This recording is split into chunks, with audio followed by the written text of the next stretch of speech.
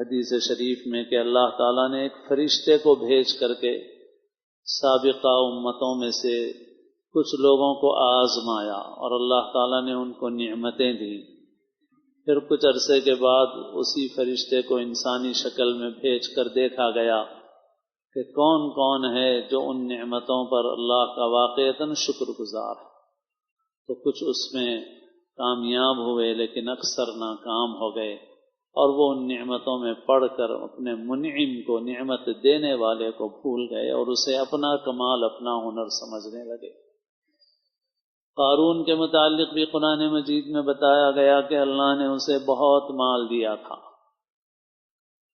اور حضرت موسیٰ نے اس سے کہا احسن کما احسن اللہ الیک، اللہ نے تیرے ساتھ جیسے احسان کیا تو بھی لوگوں کے ساتھ احسان کر.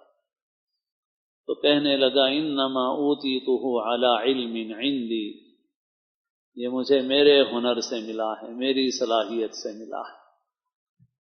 تو مال جو انسان کو ملتا ہے وہ در حقیقت اس کے اپنے ہنر اور صلاحیت سے نہیں ملتا، اللہ تعالیٰ کی تقسیم سے ملتا ہے.